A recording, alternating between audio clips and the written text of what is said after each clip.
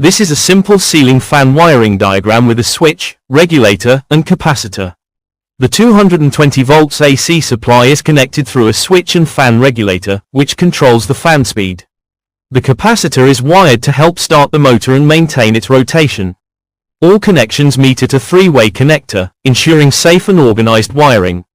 This setup is commonly used in homes for efficient ceiling fan operation.